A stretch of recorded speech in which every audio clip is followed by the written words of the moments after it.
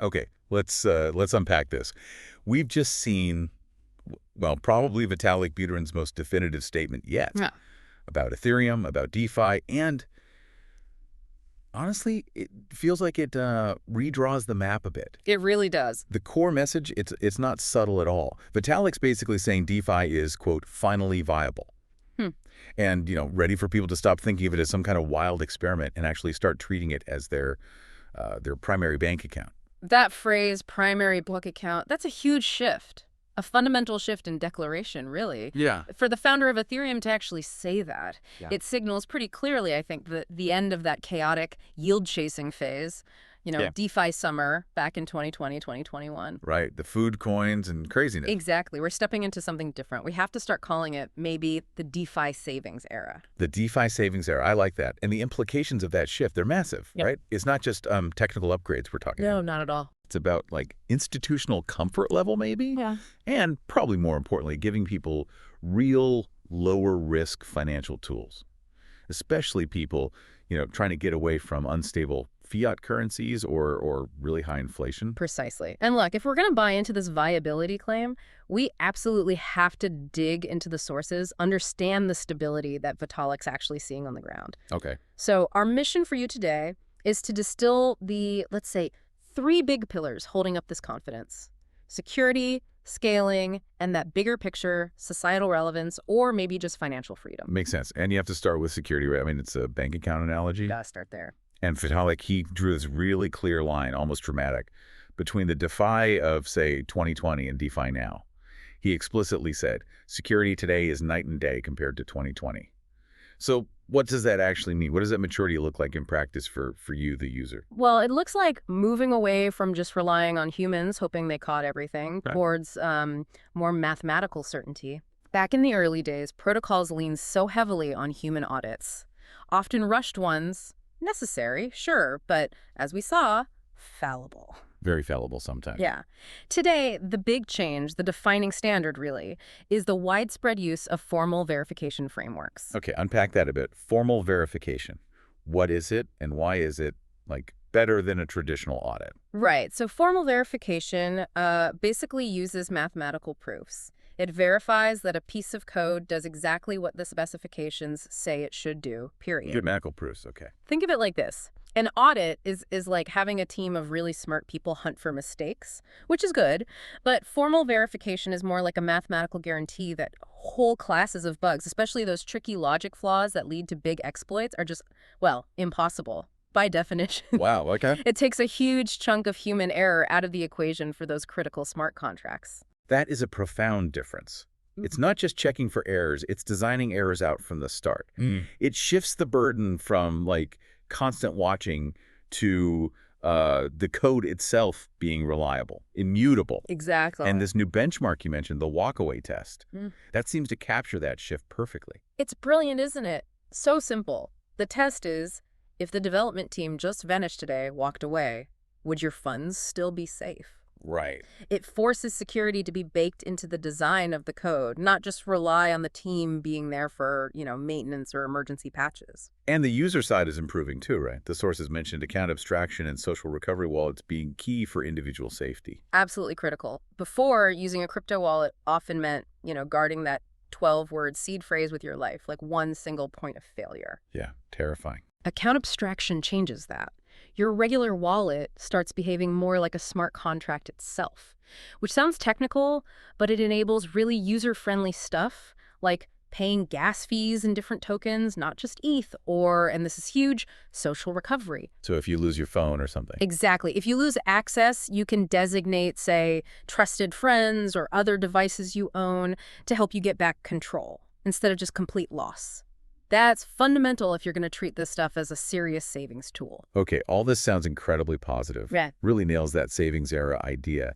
But let me push back a little. Please. The source material itself, it does mention these massive exploits still happening. You had the balancer exploit that was an audited protocol, right? It was. And you mentioned the huge Bybit incident in 2025. Yeah. So is savings era really the right term?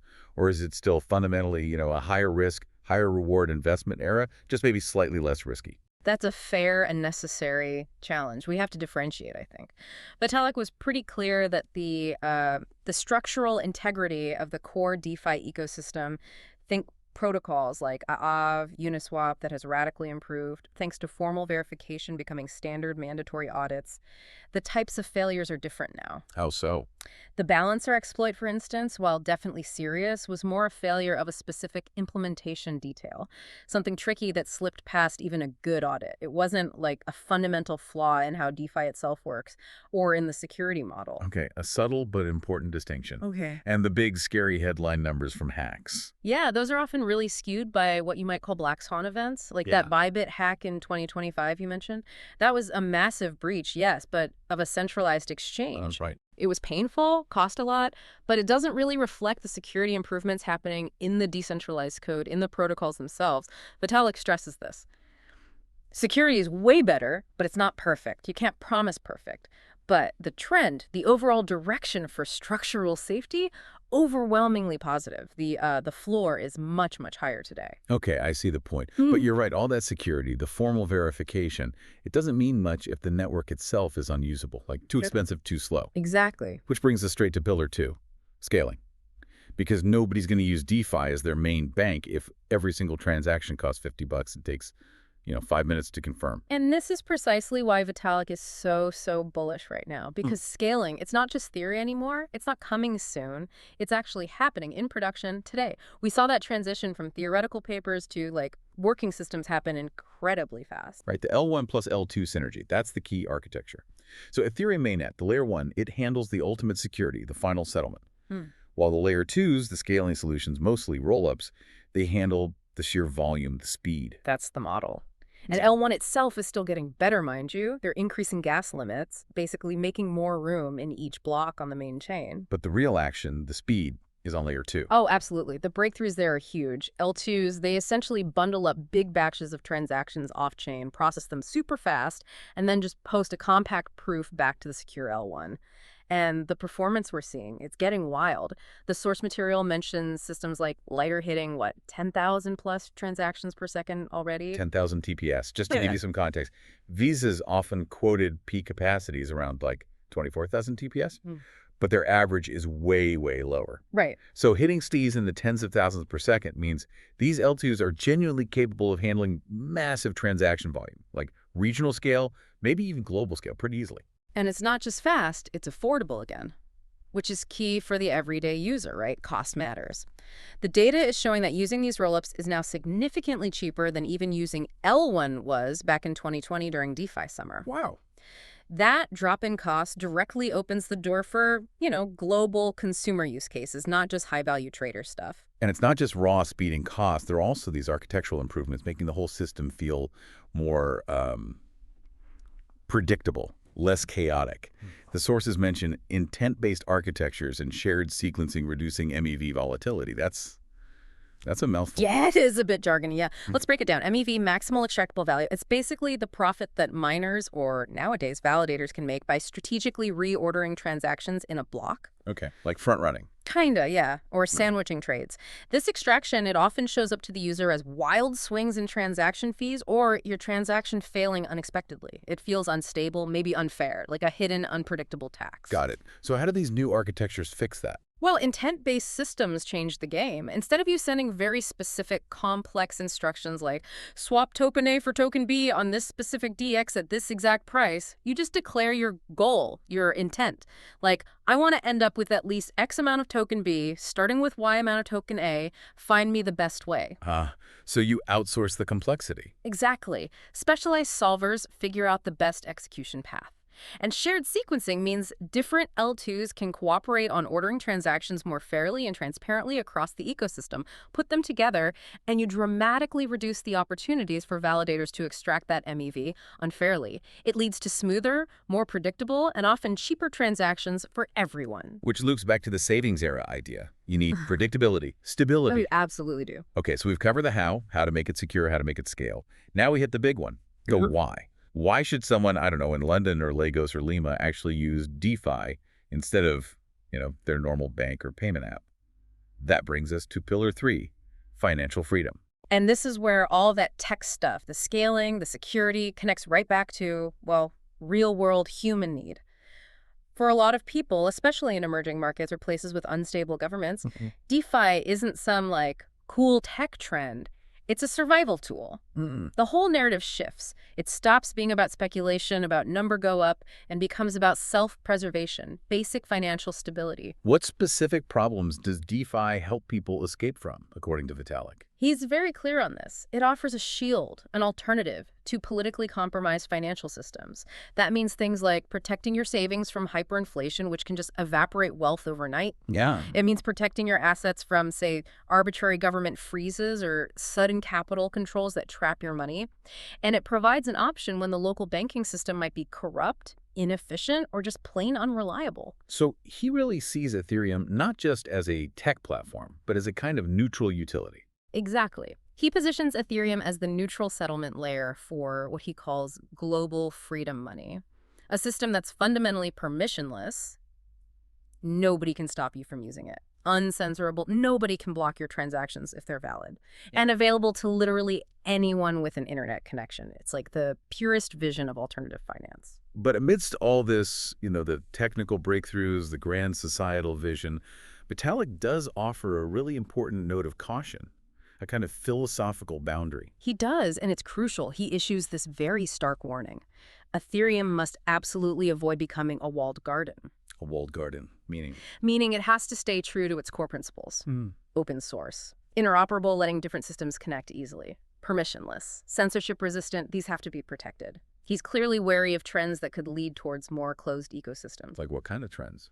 Things like maybe proprietary technical standards that lock people in, or private roll-ups that might prioritize profit or control for the operator over open access for everyone.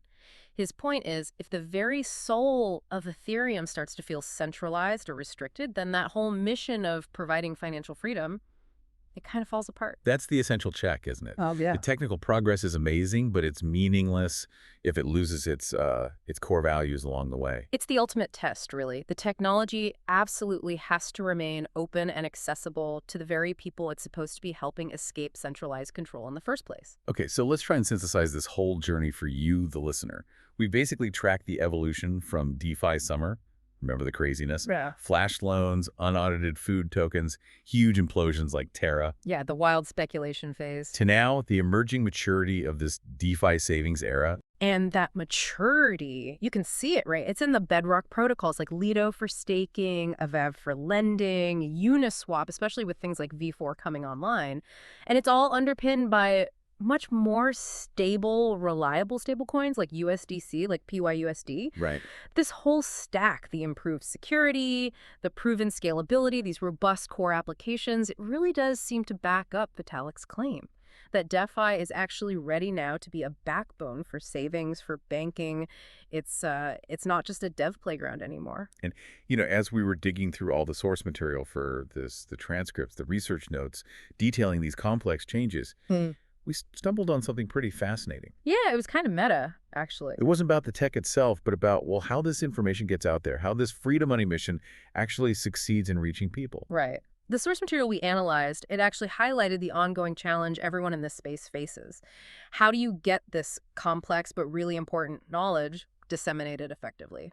Because you can solve security, you can solve scaling, but if the people who most need these tools don't know how to use them safely, or don't even hear about them, then what's the point? The mission stalls. Exactly. And the source itself pointed out implicitly how crucial community action is. Getting useful information seen, boosting its visibility in today's digital world, fighting the algorithms. It's a universal challenge. So things like supporting channels that actually take the time to break down this complexity. Yeah, the standard stuff, subscribing, commenting, hitting the like button, basically acknowledge that this stuff is actually fundamental. It helps ensure quality information about decentralized finance reaches the global audience that could benefit most. It's like part of preventing that walled garden from extending to information itself. It's a really interesting point. Disseminating freedom requires, disseminating the knowledge of it effectively. Yeah. Okay, so to wrap up this deep dive, let's leave you with a final thought. Something to mull over, building directly on Vitalik's huge declaration. Okay, so if we take Vitalik at his word, If we accept the premise that scaling is essentially solved for practical purposes, L2s hitting Visa-like speeds, and that security is genuinely night and day better because of things like formal verification, Right, if the tech hurdles are largely cleared. then maybe the biggest remaining challenge for DeFi isn't technical capability anymore. Maybe the ultimate hurdle now is purely one of human trust. Hmm. Is the main thing holding back truly widespread adoption now just about perception, about education, about Yeah. making users feel comfortable and secure, rather than any fundamental technical limitation left to conquer? That's the big question, isn't it? Something for you to think about.